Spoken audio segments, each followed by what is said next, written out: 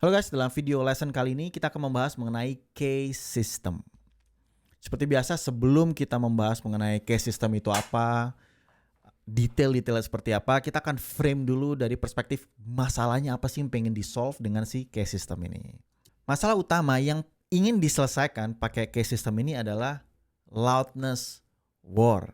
Ya, loudness war itu adalah perang loudness, nanti kita akan lihat di era mix master digital.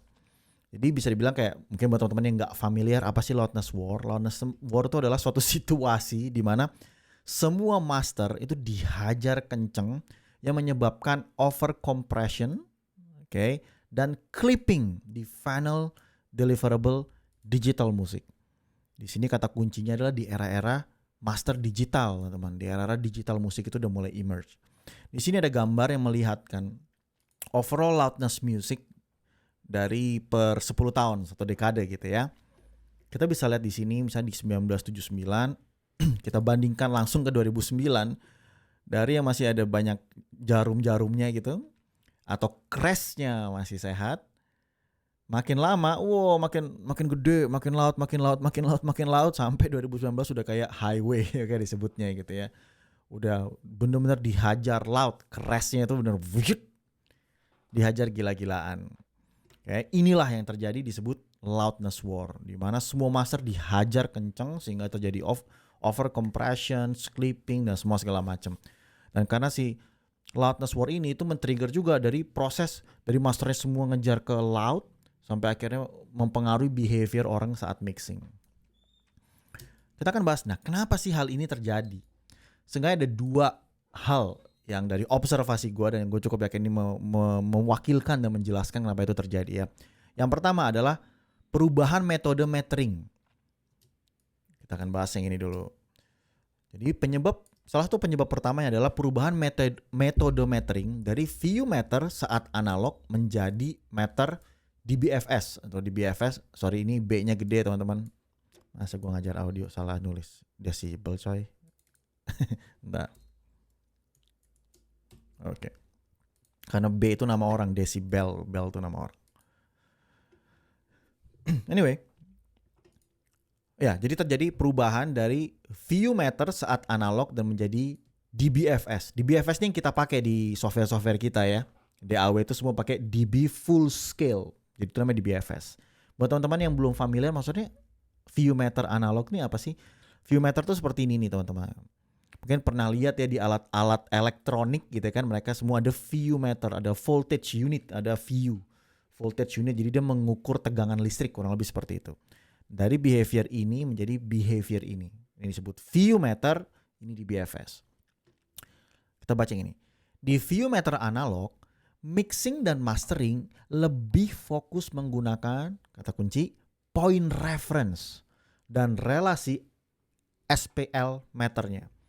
Jadi penentuan loudness dilihat dari relasi terhadap point reference itu. Point reference itu ini nih. 0 itu sebagai point reference. Dan di semua view meter itu punya 0-nya. 0-nya itu bisa di set kemana aja. Karena itu kan cuma voltage unit ya. Jadi bisa ditentukan. 0 di view meter ini akan membaca aliran listrik dengan voltage berapa. Jadi harus dilakukan kalibrasi di zaman dulu. Oke. Dan kalau teman-teman baca di sini, lebih fokus menggunakan point reference dan relasi SPL meternya.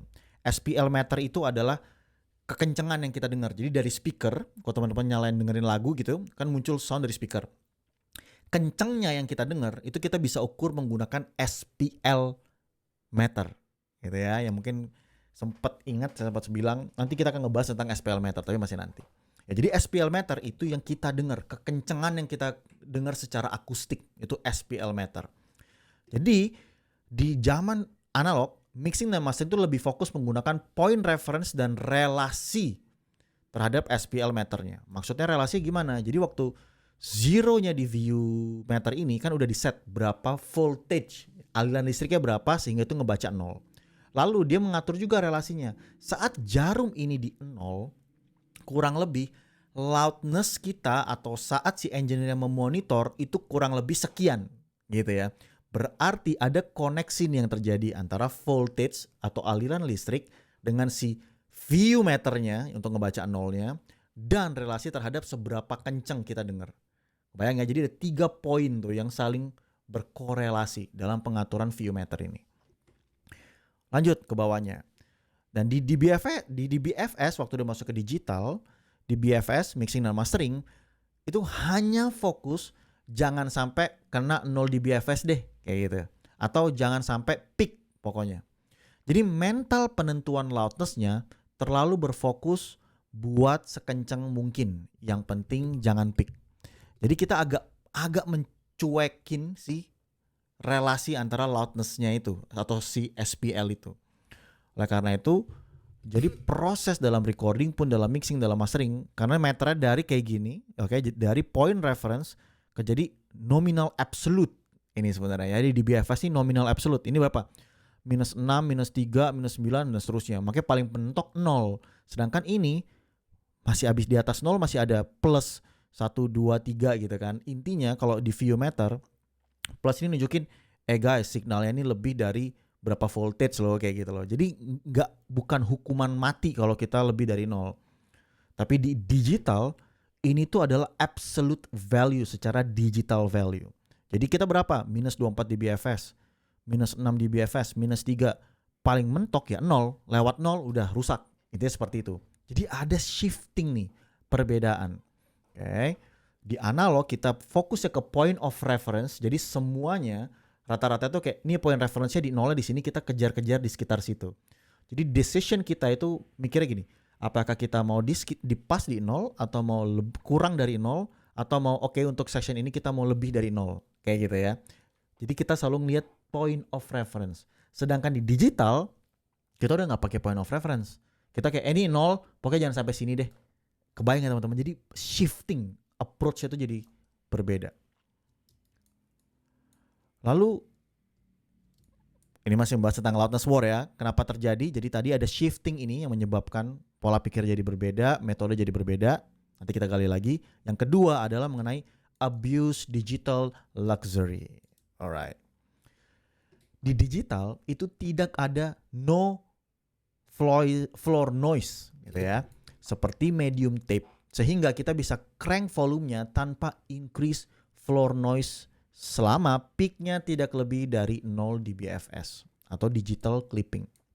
Waktu di analog ini teman-teman, setiap barang ini kan barang-barang analog nih ya, ini konsol, ini tape. Semua ini itu memiliki noise floor. Ya kalau kita nyalain listrik lah ada noise-nya gitu kan. Saat bayangin, waktu recording ada tape playback, recording dulu ya sorry. Jadi dari ruangan rekaman masuk ke konsol ada noise. Masuk ke tape recorder, tambah noise. Habis ini kan dia mau denger dong apa yang dari tape, dikirim lagi ke konsol, tambah lagi noise-nya. Kelihatan ya, jadi waktu zaman pakai analog, mereka tuh berusaha fight noise, seperti itu. Oke. Lalu di era digital, dia punya luxury kayak, wow, sekarang karena semua udah dari sini udah langsung ke converter, di mana converter itu noiseless gitu ya. Technically speaking bukannya noiseless tapi a very very low noise sampai udah rasanya kasarnya kayak nggak ada. Tapi technically speaking tapi umumnya orang yang bilang udah noiseless environment gitu ya karena digital. Nah jadi wah kita mau kencengin segimanapun aman nih, noise-nya nggak akan naik ya karena kan technically nggak ada noise. Sedangkan mereka waktu di sini mereka nggak bisa sekedar main kencengin aja karena kalau dikencengin noise-nya kan ikut naik. Misalnya noise di sini, signal di sini. Ya udah ke embed gitu loh. Waktu kita kencengin semuanya ya noise-nya ikut naik dong. Dan teman-teman yang pernah denger di era CD ya ngerasain di era kaset, ya kan kalau ngeplay kaset kan ada hiss-nya. Gue salah satu generasi yang dulu gue dengerin kaset terus CD masuk gitu ya. Dulu masih mahal, 70.000 rasanya kayak 700.000 dulu nggak punya duit. Kita denger CD tuh kayak wow semua tuh extra clear gitu ya. Karena itu noiseless environment di digital. Nah karena si noiseless ini jadi behavior kayak dulu mereka nggak bisa lakukan di sini. Wah dulu kita nggak bisa nih mau maksain kenceng karena noise-nya keangkat. Sekarang udah noiseless. Wah gila men. Biasalah manusia ya kan. Kita haus langsung kita crank abis-abisan. Itu yang terjadi. Dan selain munculnya ini. Jadi kita pengen buat sekencang-kencang mungkin. Karena digital muncullah namanya brick wall limiter. Ya mungkin buat teman-teman yang belum familiar. Intinya brick wall limiter tuh kayak kompresor. Limiter lah. Pembatas audio tuh bisa dijedotin ke sini. gitu ya, udah jedotin aja terus dia nggak akan lewat. Namanya juga brick wall, dia kayak tembok. Waktu signal udah kita set nih, lu set di -3 misalnya, signal lu mau jedotin ke sini nggak akan lewat dari sini. Ya udah, jadi signalnya bisa dibikin hot terus. Walaupun side effect-nya memberikan artifact, kayak ada little bit distorted lah dan semua segala macam. Tapi dulu orang kayak, wah yang penting bisa loud, gue sikat deh, nggak apa-apa. Ya, behavior lagi berubah waktu itu. Asal lagi norak-noraknya lah, intinya itu kayak gitu. Nih penyebabnya. Karena di awal era digital, industri musik dan praktisi audio itu rata-rata hanya fokus pada signal peak, bukan di RMS. Karena ini teman-teman, berubah meternya dari sini. Jadi yang dikejar adalah, pokoknya jangan sampai kena zero deh. Jangan sampai peak, seperti itu. Sedangkan yang pas di sini, kita selalu fokus ke point of reference. Jadi kita nggak ngejar ke peaknya bikin mentok hot, nggak pernah mikir kayak gitu. Selalu mikir kayak gimana bagaimana relasi signal kita terhadap point of reference. Mau pas di sekitar sini kah, mau segmen tertentu atau instrumen tertentu memang agak-agak hot dikit di sini kah, atau di segmen tertentu atau instrumen tertentu little bit below needle. Semua itu tergantung akan point of reference. Di sini yang penting jangan peak. Jadi kalau kita bisa figure it out gimana bikin loud tanpa kena peak dan tidak ada noise, semua disikat. Gitu ya. Kebayang ya, itulah yang menjadi pemicu terjadinya si loudness war ini. Makanya dari signal yang sekecil gini, karena sekali lagi dealing sama noise, misalnya lu mikir, lah ini udah kenapa gak dikencengin aja? Satu, teknologinya belum ke situ gitu ya. Dan yang kedua, mereka kencengin buat apa? Makin kenceng tapi noise-nya makin naik, gak ada gunanya dong gitu. Pasti era digital kayak kita bisa bikin kenceng tanpa meng-increase noise. Ya udah, jadilah seperti ini. Sekarang dampak negatifnya nih apa dengan terjadinya si loudness war tersebut? Yang pertama adalah kita jadi kehilangan dynamic range. Ya lihat aja, crash-nya dihabisin kayak gini gitu kan. 2019 dan seterusnya. Lalu volume antar track atau antar lagu tidak konsisten. Ini lebih fokus di mastering ya. Waktu ada 10 lagu gitu. Jadi karena prosesnya semua kayak dihajar-hajar gitu. Jadi kayak gak ada suatu story yang naik turun. Jadi konsisten dalam arti ini tuh kayak story itu gak jelas. Maksudnya seperti itu gitu. Jadi semua tuh kayak serba loud semuanya. Makanya banyak kalau kita dengar kasa musik atau CD gitu ya, zaman-zaman pakai Discman. Ini sebelum iPod guys. Pre-iPod kita pakai Discman. Gue sempat ngerasain itu, kadang fatigue dengarnya gitu. Kayak dari lagu keberapa kayak aduh dihajar kenceng terus. Kuping berasa capek. Ya. Maksudnya seperti itu. Volumenya tuh jadi, mungkin katanya bukan gak konsisten kali ya. Lebih tepatnya volume itu jadi kayak terlalu loud semuanya seperti itu. Nanti gue ganti. Oke. Nah dari situ kita udah lihat apa sih masalah yang terjadi. Loudness war. Kenapa loudness war itu bisa terjadi? Ada dua hal ini nih, perubahan behavior ngebaca meter dan abusive terhadap si digital luxury ini, dan memunculkan dampak negatif seperti ini. Berarti kita bisa boil it down nih. Jadi terjadilah suatu masalah baru dong yang belum muncul sebelumnya, sebelum era digital ini masuk. Nah masalahnya itu apa? Itu adalah rumusan masalah namanya ya. Jadi rumusan masalahnya adalah ini. Jadi berpikir yang pertama, bagaimana kita mengintegrasikan skala metering digital dengan standar SPL meter kita, SPL yang loudness tadi ya, untuk memberikan panduan yang intuitif dan relevan. Jadi kita pengen memimik nih, kayak dulu pakai point of reference dan relasi terhadap seberapa kencangnya kita dengar. Dan yang kedua, bagaimana menciptakan level loudness yang konsisten antar track atau lagu tanpa mengorbankan dinamikanya. Jadi kita pengen tahu dalam konteks mastering, gimana kita bisa lagu 1, kedua, ketiga ini secara overall loudness itu bisa konsisten, tapi kita masih bisa dapat dinamikanya seperti itu. Karena kalau yang tadi digital kan semua dihajar loud kan. Jadi semua itu kayak bukan gak konsisten, semua terlalu sama dan tidak ada dinamikanya seperti itu. Lalu yang ketiga, bagaimana mencegah clipping dan over compression dalam proses mixing dan mastering. Karena sekali lagi semua pengen loud, semua jadi dihajar, jadi clip dan jadi compress semuanya. Dan yang keempat adalah bagaimana memastikan mixing itu terdengar seimbang dan optimal di berbagai perangkat playback. Seperti itu. Zaman dulu pas di digital mediumnya cuma satu teman-teman, itu cuma di CD player selesai. Ya di zaman sekarang kita ya udah CD udah makin berkurang, Sekarang udah streaming platform gitu kan, mereka udah punya aturannya masing-masing. Kita bahas itu nanti ya, LUFS. Cool. Nah, dari rumusan masalah ini, si bapak ini jadi superhero nih. Ini namanya Bob Katz. Jadi dia tuh adalah mastering engineer ternama dari US. Dia membuat buku The Art and Science of Mastering Audio. Di buku ini dia memperkenalkan ke dunia yang disebut sebagai K-System. Jadi K ini tuh dari namanya dia, Bob Katz.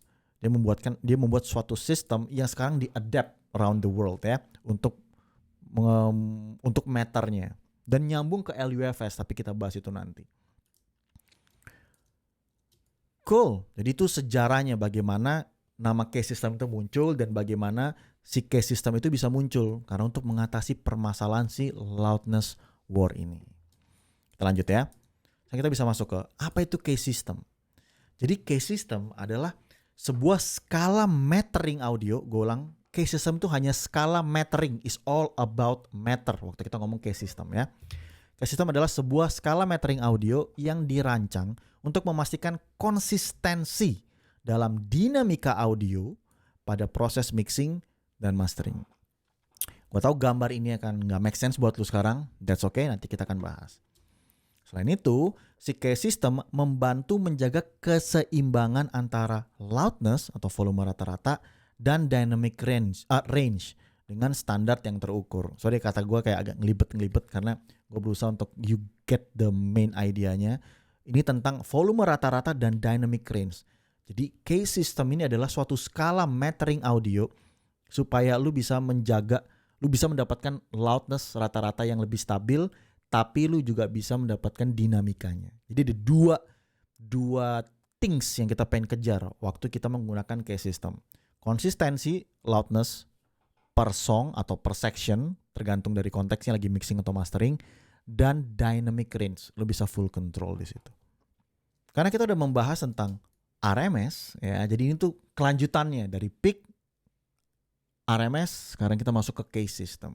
Apa nih relasi antara K-System dan RMS? Jadi data amplitude di K-System itu menggunakan behavior dari RMS. Ya, jadi behavior RMS sama K-System sama nggak sih? Behaviornya exactly the same. Sama-sama ngebaca rata-ratanya ya. Hanya tampilan data amplitude-nya aja yang berbeda.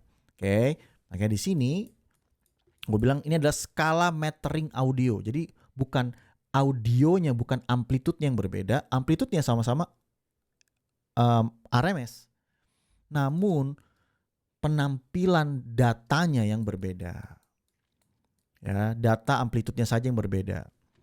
0 dB di K-System itu hanya merupakan point of reference. Point of reference tersebut bisa ditentukan nominal dBFS RMS-nya. Bisa ke minus 20, minus 14, atau minus 12. Sebelum gue masuk ke demonya, gue akan jelaskan koneksinya nih dengan ViewMeter. Jadi K-System itu sebetulnya adalah dia berusaha membuat versi digital dari processing ini. Gitu ya. Ini kita pakai point of reference. Ada nolnya gitu kan. Tapi dalam analog, nolnya itu dikalibrasi dengan voltage unit. Oke, ViewMeter. Dikalibrasi menggunakan listrik. Di K-System kurang lebih sama, kita membaca sekarang pakai point of reference. Namun reference-nya bukan pakai voltage unit. Reference yang menggunakan RMS dBFS atau RMS dari sini. Saat kita menggunakan K20 berarti 0 dari si point of reference ini adalah RMS minus 20. Kalau kita pakai K14 atau K14 berarti 0-nya di sini adalah minus 14 dBFS RMS. K12 atau K12 nolnya adalah RMS minus 12 minus 12 RMS dBFS. Seperti itu. Sekarang kita akan lihat demonya di session ya, seperti apa sih RMS dan K-System. Oke, kita udah di session yang kemarin lagi. Gua akan play dan kita akan lihat. Di sini gua akan set dulu ke RMS ya. Kita akan lihat.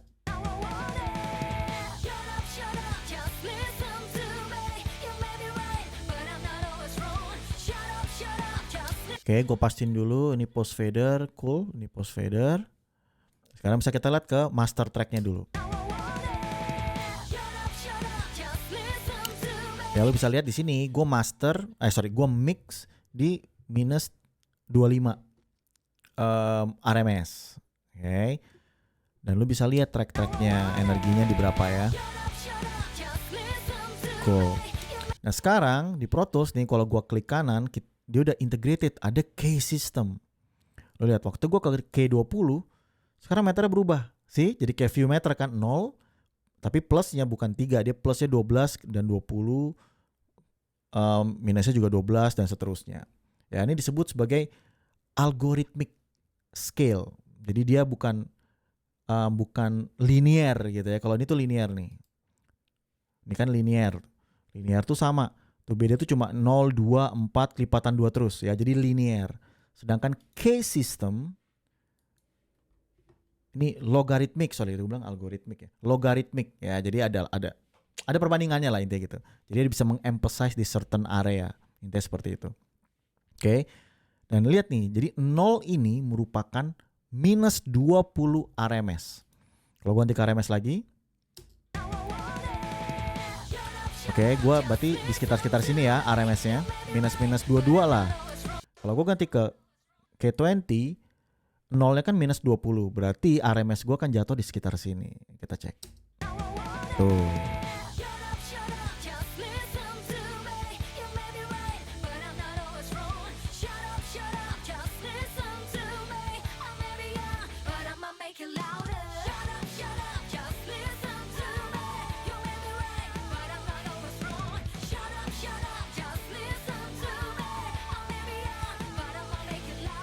Oke, sekarang kita cek kalau di track ya. Tracknya gue ganti juga. Kita lihat RMS-nya dulu.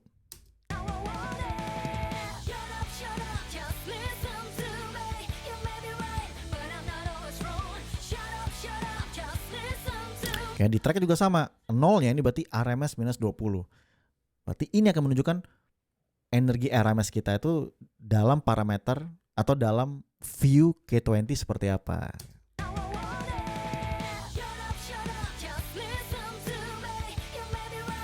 Oke, kalau di sini lu bisa lihat juga pergerakan si audionya itu juga jadi agak beda karena dia logaritmik ininya nih, dia nggak linear. Jadi memang dia mengemphasize ke sekitar sini. Jadi pergerakannya tuh kayak ini ya, gue bandingin terus RMS, LUFS. Lu lihat ya, RMS sama K20.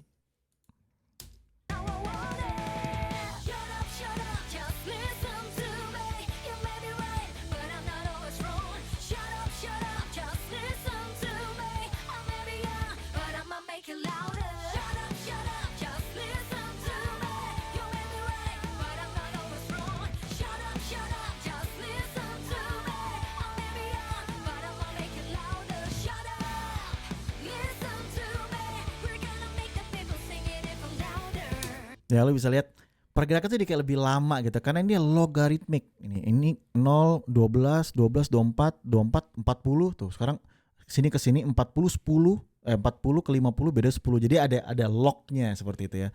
Sehingga meternya tuh kayak bisa terkesan lebih stabil gitu kan. Kita jadi lebih gampang untuk menentukan energi kita ini setiap track di mana. Dan kalau misalnya sayangnya adalah gue ngeset ini ke minus 25 gitu ya. Tapi umumnya kalau misalnya gue lagi in project, gue nge-mix tuh di K20. Jadi target gue tuh adalah di 0 sini. Gue pakai K20, gue ngejar ke minus reference-nya di sini. Ya, jadi karena ini post fader, gue bisa set anchor-nya. Gue mau ngejar misalnya ya karena dia anchor di bagian tertentu, gue pengen dia yang di depan gitu kan, dia yang megang. Ada bantuan objektif sehingga gue bisa mengatur meternya dia supaya ada dekat-dekat 0 sini gitu. Atau misalnya di bagian tertentu gue pengen secara horizontal dinamika itu naik gitu ya. Gue bisa set anchor-nya. Oke, gue pengen dia agak di atasnya 0 di sini. Sehingga pas anchor-nya naik, yang lain bisa ngikut naik. Tapi gue tahu arah dinamika gue mau kemana karena gue bisa set anchor-nya. Oke, ini contohnya ya. Nih, gue bisa naikin. Ini jadi lebih dekat ke 0 gitu ya.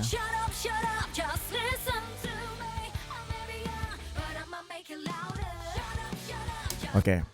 Nah, yang menariknya di K20, kalau lu lihat nih, Ini tuh ada warna-warnanya guys. Ini gue mute ya. Gue mute supaya kita cuma ngeliat warnanya doang. Dia ada warna kuning, hijau, terus ke merah gitu. Lihat deh. Ya ini masih di hijau. Gue gedein terus jadi ya tuh kayak tuh kuning-kuning dikit gitu kan. Ya hijau lebih terang lah. Terus baru ke kuning gitu. Nah ini dia warna ini nih. Itu bukan ngasal teman-teman. Jadi sebetulnya ini gue kencengin semua aja. Biar lu bisa lihat. Ya, warnanya itu bukan ngasal. Tapi di K20 sekali lagi itu berusaha dia memberikan meter yang lebih intuitif buat kita. Jadi misalnya gue nge-mix di K20 gitu ya, misalnya untuk mempermudah. Aduh, gue harus gedein dong. Gak apa-apa deh, pakai yang tadi aja. Untuk mempermudah aja. Jadi di master tracknya, misalnya lu mau nge-mix di K20 di master track. Oke, jadi nanti di master tracknya lu akan berusaha, ini kan kolom dari warna itu tuh 0, terus ini ke hijau yang lebih terang ini cuma dikit terus ke kuning kan. Nah dia tuh di K20 dia tuh memberikan 4 dB headroom gitu, sehingga lu bisa ngeplot waktu lu nge-mix yang kita kejar tuh sekitar 0. Jadi muter-muter di hijau yang kencang nih, kencang yang terang ini harusnya di sini gitu. Dan waktu lu membuat section ini gue pengen lebih loud, that's okay, jadi lu bisa atur naikkan dikit ke warna-warna orange ini. Intinya adalah dia berusaha untuk lu melakukan proses balancing. Sekarang bukan ngejar ke 0 atas di BFS, tapi kita lihat relasi terhadap point reference lu nih gimana. Kalau masih di hijau yang terang, oke, itu yang masih seharusnya. Tapi lu pengen, aku pengen agak loud dikit, that's okay, lu bisa push track tersebut gitu ya. Kalau kita lagi mixing ke bagian yang agak merah-merah ini. Karena lu akan lihat relasinya antara point reference sama signal lu seperti apa. Jadi proses mixing kita jadi berbeda banget. Karena kita ngelihat terhadap point of reference. Sehingga lu bisa punya full control terhadap dinamika lu dalam mixing ya, per section. Contohnya, di section tertentu misalnya ya. Gua nggak usah playback aja. Di section tertentu, lu bisa ngejar di sehat nih, di sini kan 0. Ini kan lu bisa lihat ya, ini ada kuning terus ada kayak hijau terang gitu, terus ini baru tadi kan agak dark gitu ya, kayak orange. Lu ngejar ya, misal di first pengen startnya agak slow gitu, jadi di bawah-bawah 0 dikit di sini. Bagian refnya lu kayak lu pengen berasa naik gitu. Oke, berarti ya udah di sekitar yang 0 sampai yang hijau-hijau sini. Tapi di bagian leadnya lu pengen kayak dia jedar, misalnya musiknya sangar banget, lu pengen ada naik dikit. Sehingga lu bisa buat di bagian situ lu pastikan balance mix lu adalah nggak apa-apa dia nyentuh di merah-merah sini sedikit. Tapi pas itu dia balik lagi turun lagi. Ya kuncinya adalah lu jadi sekali lagi punya control dinamika per section lu. Kalau lu pakai titik 0 akan agak susah. Satu, dia tuh linear jadi berubah terlalu cepat, dan lu untuk ngeset target ke angka itu kayak agak susah gitu loh, nggak intuitif. Sedangkan kalau ini itu sangat intuitif, lu ngejar ke sekitar 0. Behaviornya pun juga agak beda, agak lambat gitu ya, karena dia logaritmik. Terus udah punya patokan-patokannya. Kalau lu pengen yang K20 biasa ya udah, sepanjang lagu lu pengen dinamikanya lebih stabil misalnya, ya udah lu kejar aja di dekat-dekat 0 sini terus sampai yang hijau sini kan. Lu nggak nyentuh merah sama sekali, berarti mixingan lu tuh stabil banget secara dinamika. Berarti kalau lu mengejar stabil banget sini, di bagian tertentu kencang, lu jadi dapat misalnya, tiba-tiba dia naik sini nih, lu pengen lebih stabil. Berarti lu tahu, lu perlu kompres signal yang track sini. Atau lu automate sehingga bass signal itu masuk, atau track itu masuk, dia nggak terlalu nge-push overall mix lu, kayak gitu. Dan di sini kita juga bisa lihat crash-nya. Ya kayak ini nih. Ya ini RMS, ini peak-nya gitu kan. Itu untuk nentuin seperti yang kita bahas kemarin. RMS sama crash, lu bisa nentuin compression-nya. Compression-nya seperti apa gitu ya. Jadi lu bisa kontrol dinamika per section-nya dari pakai yang meter itu. Lu mau deket 0, mau kena merah dikit, atau justru mau below dikit. Di section mana lu bisa atur, dan lu bisa lihat crash-nya untuk menentukan pas, ini signalnya ini nge-push nih ke sini nih. Opsi lu bisa coba gue kompres lagi deh drumnya misalnya.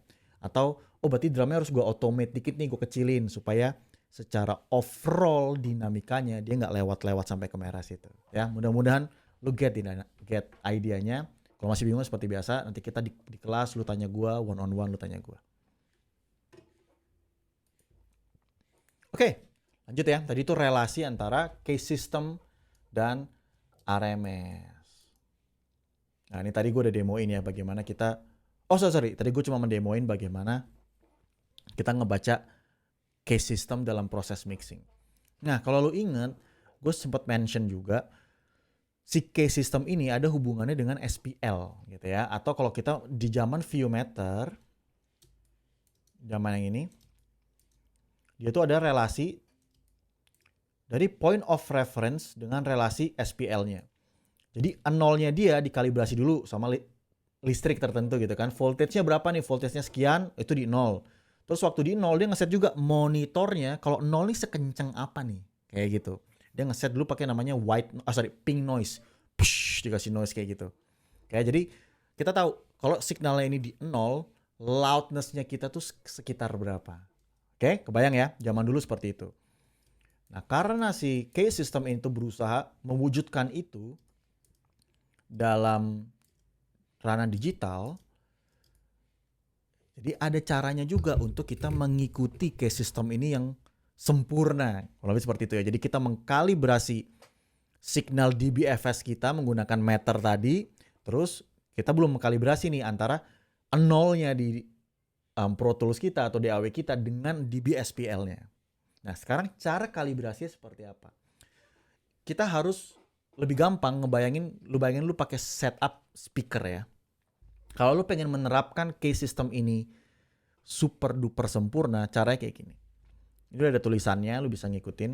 Jadi lu set 0 dB always equal to 85 dB C SPL. dB C ini adalah lu di SPL meter itu adalah ada weightingnya, oke? Ada A, ada C gitu ya. Lu bisa pilih ada Z juga.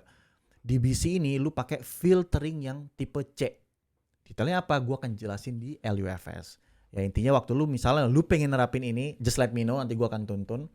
Di apps lu pasti ada weightingnya, lu pilih dipilih.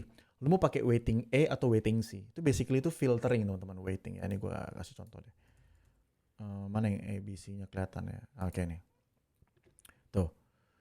Ini kalau A itu filternya tuh dari ini frekuensi 1 kHz udah mulai turun ya, seret kayak gitu. Weighting B oke, lebih jauh, jadi low frekuensinya lebih banyak. Weighting C, low frekuensinya lebih banyak lagi. Kebayang ya? Jadi A itu lebih fokus ke dialog gitu. Atau kuping manusia lah behavior. Weighting B, low-nya segini, weighting C segini. Nah, di sini lu pakai lu pakai DBC SPL, berarti lu mengkalibrasi berdasarkan behavior frekuensi seperti ini gitu. Jadi lebih flat, lebih banyak frekuensi yang kena. Kalau lu pakai dBA ya berarti nanti low frekuensinya nggak keikut. Ngerasa kok gila ini kok kencang banget gitu kan, karena readernya di sini dia mencuekin si frekuensi yang ini. Dari sini, dari 1000 ke bawah ini kan dia udah mulai turun. Pas kita LUFS gua akan bahas super detail mengenai itu dan pengaplikasiannya. Kita balik ke sini. Ya, jadi cara lu ngesetnya, lu play RMS noise, ping noise nih di DAW lu, set itu ke minus 20 dBFS atau orange mark gitu ya di sini nih. Bayang ya, jadi lu play dengan minus 20 dBFS. Oke, jadi yang lu lakukan adalah lu set, misal lu mau ngeset K20 gitu ya. Lu set dulu minus 20 dBFS pakai ping noise. Oke, bisa gue contohin di Pro Tools. Jadi di sini misalnya gue buat aux, terus gue tambahin signal generator. Oke, di sini ini ada ping noise nih. Ya, gue set ini ke minus 20. Ini ke RMS. Gue set dia ke, gue hapus dulu. Minus 20. Gue buka, tuh. Ya. Jadi gue ngebaca di K dengan minus 20. Nah, di orange ini kan, kalau lu baca di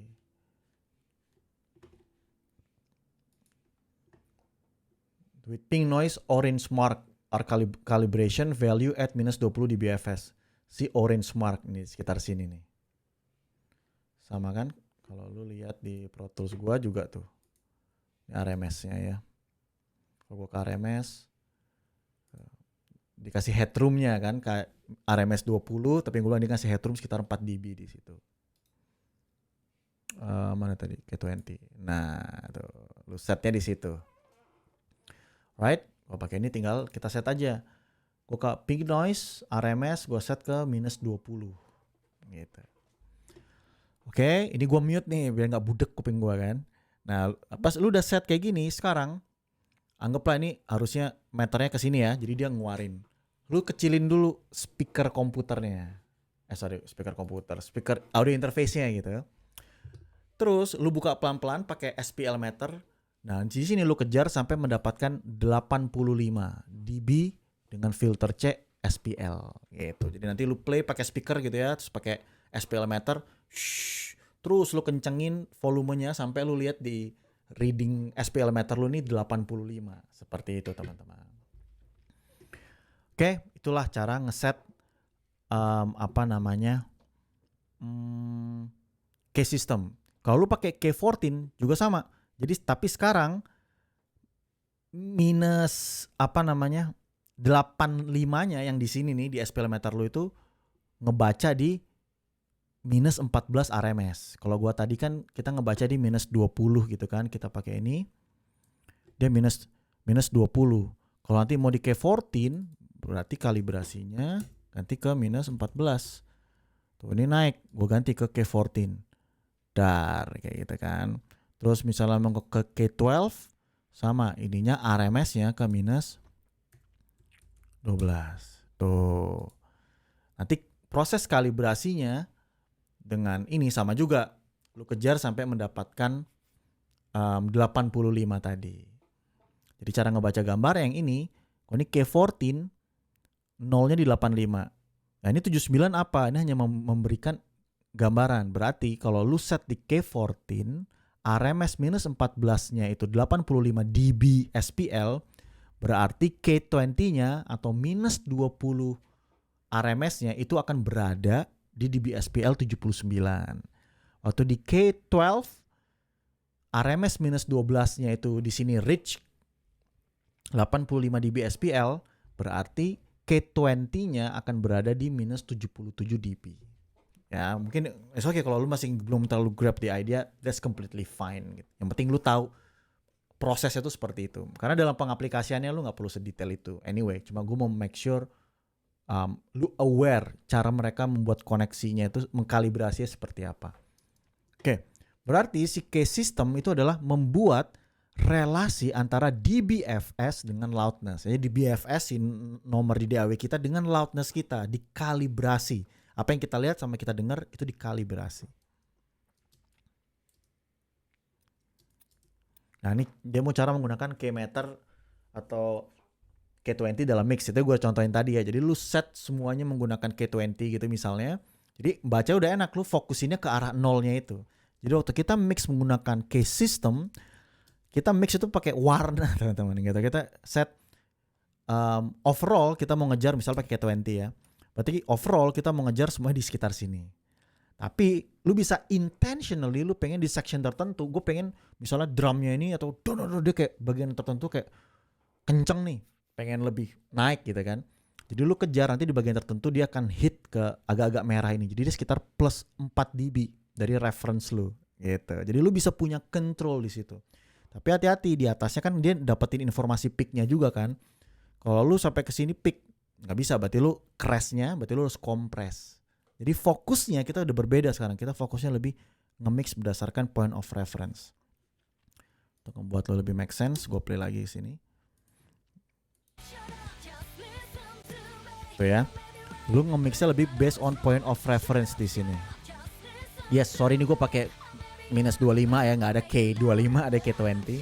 Tapi untuk demo kelas ini gue pakai 25. Tapi umumnya gue kerja di K20. Ya kita akan lihat, gue akan lihat relasinya. Misalnya nih, sorry gue kencengin misalnya. Tuh kayak gini nih kalau di K20. Oke, kita bisa lihat pergerakan ininya kan, RMS-nya kan. Kalau lu ngerasa kayak lu pengen lebih statis gitu kan, lu pengen lebih pocket mix lu. Ya udah berarti Nanti lu akan adjust kompresi yang lain gitu. Biar pergerakannya tuh lebih stabil. Sorry. Misal lu pengen lebih stabil, opsi ada dua. Lu bisa, mungkin nih instrumen yang terlalu dinamis, lu automate, lu kecilin gitu kan. Jadi lebih stabil. Tapi nanti balance-nya berubah dong. Kalau balance lu gak mau berubah, berarti instrumen yang tadi lebih dinamis, lu harus kompres. Sehingga RMS lu lebih stabil. Kebayang ya? Jadi case system ini akan membuat lu bisa memonitor relasi antar bagan gitu kan, kayak flow si dynamic lu, dan lu bisa fokus terhadap relasi dinamika section lu itu. Yaitu lu akan lihat perlu dikompres nggak, pergerakan dinamika lu gimana. Kalau lagu ini, kalau lu bisa lihat, ini gue paksain ya teman-teman karena ini post fader, gue gedein aja di sini untuk anggaplah gue nge-mix di K20. Kita lihat gimana sih pergerakan lagunya. Ya ini kayak di below 0 gitu kan.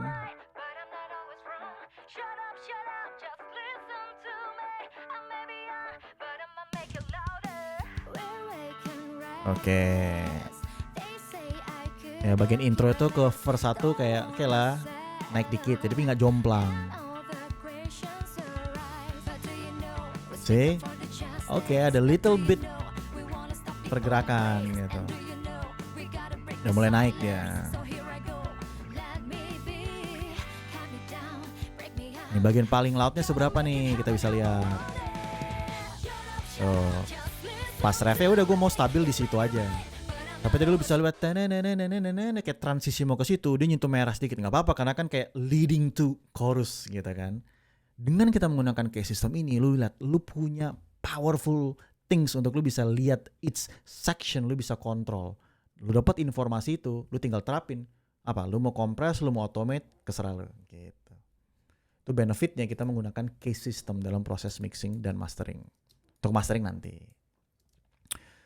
Cool, kita sampai mana? Sampai sini ya. Oke, berarti apa sih perbedaan utamanya dengan proses mix menggunakan pick dan RMS only? Apa sih beda kita mix pakai RMS pick only dan menggunakan case system? Yang di gambarnya lu udah bisa lihat, kalau kita case system kita fokusnya ke 0, kalau pakai pick kita fokusnya beda kan? Secara psikologi aja udah beda informasinya. Di saat menggunakan case system, kita akan lebih fokus aiming ke point reference-nya untuk overall balance mix dan memperhatikan crash-nya untuk overall kompresinya. Ya, jadi untuk overall balance-nya kita akan lihat terhadap point of reference-nya, terhadap nolnya gitu. Untuk memperhatikan kompresinya kita akan lihat relasi antara crash dan relasi antara RMS dan peak-nya atau crash-nya kita akan perhatikan.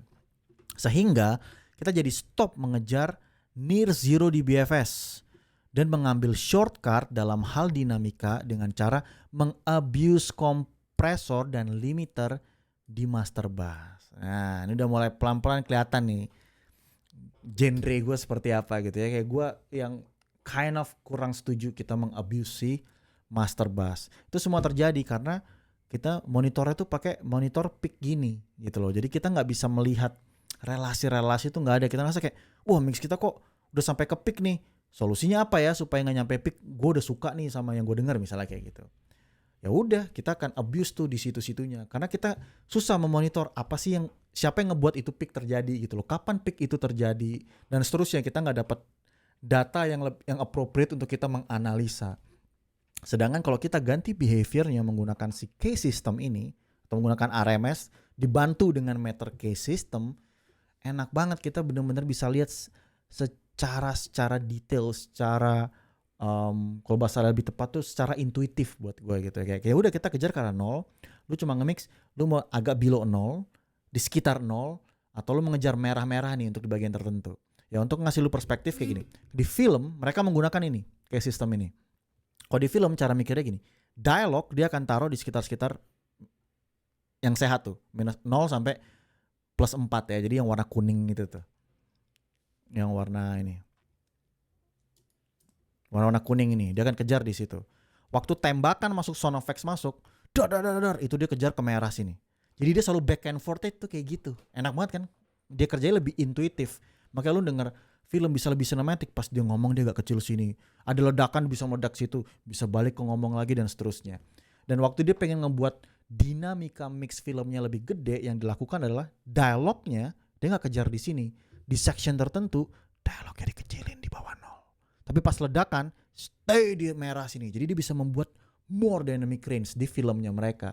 That's how they makes it.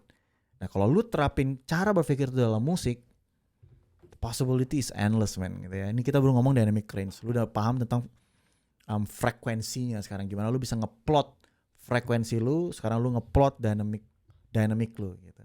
Nah kalau lu kerja menggunakan si approach kayak sistem ini, tanda kutip, lu akan gak kepikiran ngapain kalau gitu kita abuse si kompresor. Karena kan lu tahu secara jelas kan, kayak oh ini kok tiba-tiba naik, lu langsung lihat.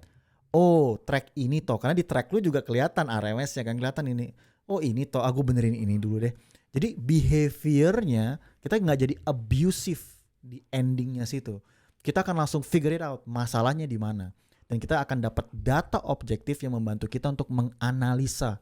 Nih problemnya di drum, oh problemnya di gitar. Oh vokalnya ini terlalu dinamis padahal gue pengennya lebih tight gitu. Lu dapat informasinya sehingga lu bisa make decision dari situ. Cool. Ya ini penjelasan masing-masing mengenai kayak sistem meternya.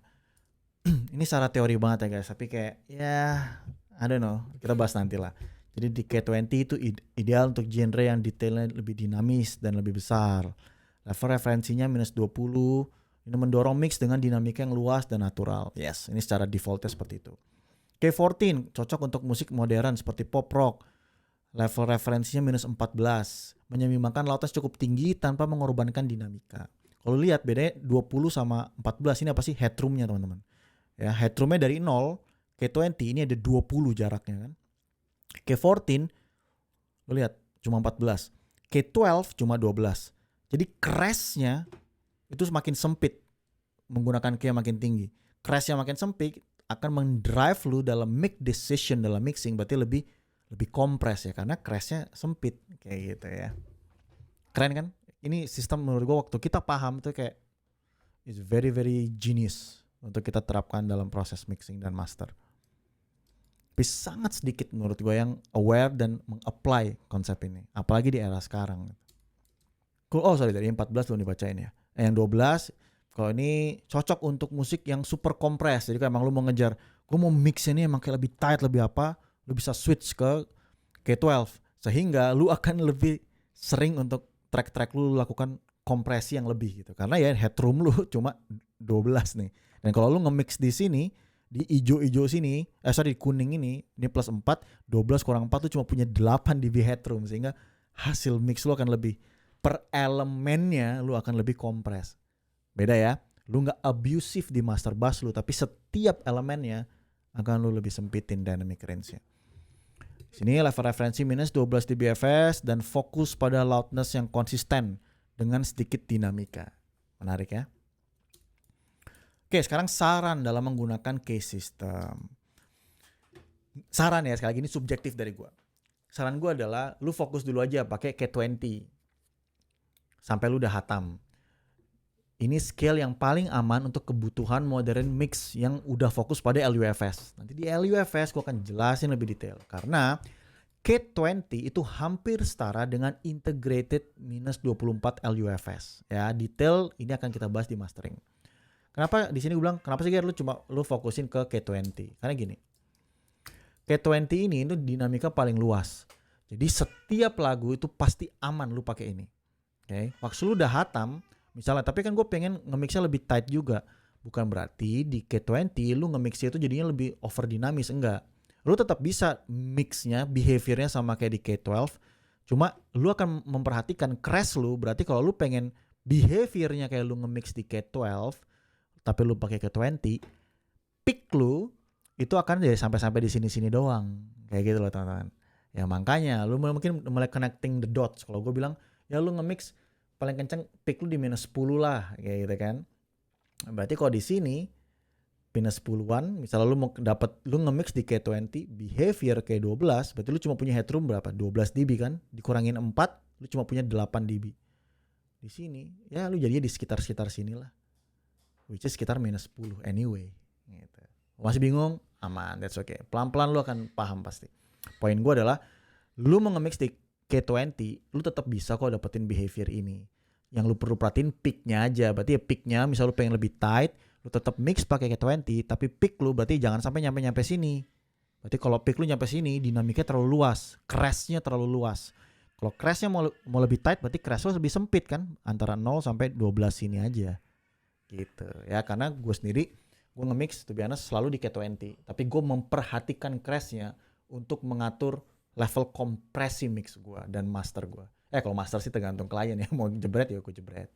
Tapi mix gue sangat memperhatikan crashnya. Cool. Yang terakhir, ya apa sih benefit kita menggunakan si K-meter? Ini rumusan masalah yang tadi kita udah bahas ya.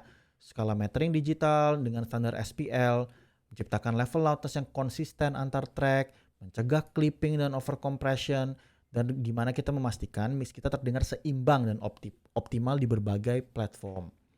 Nah, inilah benefitnya. Yang pertama, konsistensi loudness. Memastikan mix terdengar konsisten di berbagai playback system gitu ya. Karena kita tahu kita nge-mix berdasarkan point of reference. Jadi, lu play di mana aja selama ada headroom aman. Menghindari overcompression karena mendorong penggunaan dinamika yang lebih alami tanpa memaksakan loudness. Maksud memaksakan loudness adalah kalau lu pakai peak, lu nggak terlalu tahu, lu nggak bisa lihat, bukan nggak terlalu tahu lagi, lu nggak tahu RMS crash lu tuh berapa. Tapi dengan lu menggunakan K-system ini, lu akan terbiasa untuk ngelihat crash lu itu, sehingga lu jadi lebih wise dalam melakukan kompresi. Terus standar industri. Dan si K20 ini, K20, K14, K12 ini udah di-adapt di top industri lah. Dan sampai berkembang sekarang ke LUFS. Ada lagi namanya K-weighting gitu ya. Nanti kita bahas di topik LUFS. Intinya, ini sangat merevolusi pro industri. Jadi industri standard. Broadcast udah mengadapt 100% itu dan dinaikin levelnya menjadi LUFS sekarang. Gitu ya. Jadi ini adalah standar industri. Lalu kita memiliki referensi yang jelas. Kita tahu kita mix menggunakan K-system, kita mix ke berapa, kita mix di mana, kita mau dinamikanya seberapa besar setiap bagan, kita tahu level compressionnya mau seperti apa. Jadi membantu mixer dan mastering engineer membuat keputusan berdasarkan parameter objektif. Dan yang terakhir, meningkatkan kualitas mix. Karena kita jadi memastikan mix lebih seimbang, konsisten, dan enak didengar gitu. Kita nggak maksain semua dibikin loud, jebret. Oke? Itu tadi topik tentang K-system. Kalau misalnya teman-teman masih agak bingung, that's completely fine. Coba dibahas nonton pelan-pelan. Nanti di kelas waktu kita ngebahas premix, gue akan balik lagi ke sini untuk kita terapin bareng-bareng, kita bahas bareng-bareng. Tapi kalau lu masih ngerasa kayak, aduh, gue ngerasa lost nih, dan lu pengen lebih paham, just let me know. Nanti kita bisa atur one-on-one untuk ngebahas ini. Oke? Thank you guys.